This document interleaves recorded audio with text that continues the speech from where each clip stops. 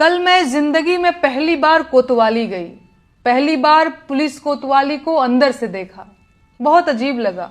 मैं घूमने नहीं गई थी, मुझे तो पुलिस ने नोटिस भेजकर बुलाया था।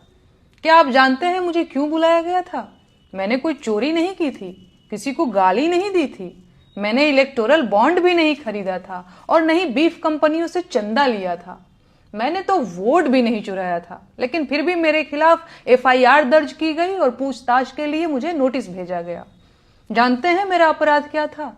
मेरा अपराध यह था कि मैंने इस देश के प्रधानमंत्री से 4 सवाल पूछ लिए थे। मैंने इस आजाद लोकतांत्रिक देश के एक आजाद नागरिक की हैसियत से इस देश के प्रधानमंत्री की आलोचना कर दी थी। बस ये बात सरकार से बर्दाश्त नहीं हुई। होती भी कैसे?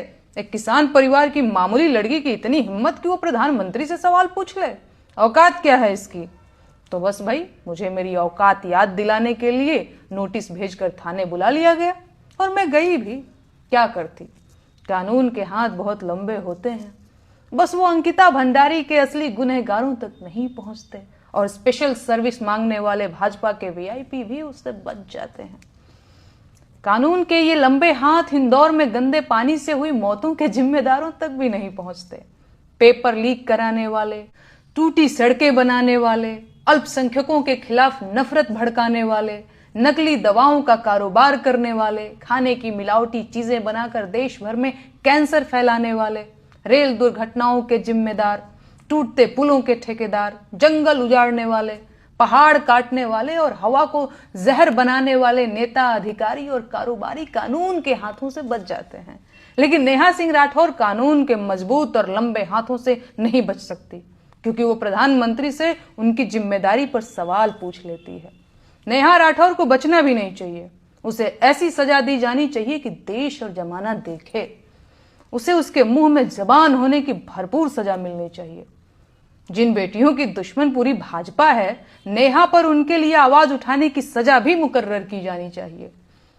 बेरोजगारी के मुद्दे पर बोलना भी क्या छोटा गुनाह है? महंगाई पर गीत गाना क्या वित्त मंत्रालय से बगावत नहीं है?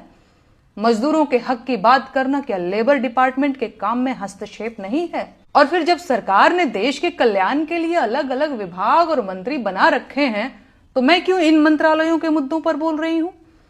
एक मुकदमा तो सरकारी काम में बाधा का भी बनता है। देश में जब महिला आयोग है तो महिला अधिकारों की बात करने वाली मैं कौन होती हूँ? कितनी अजीब बात है ना।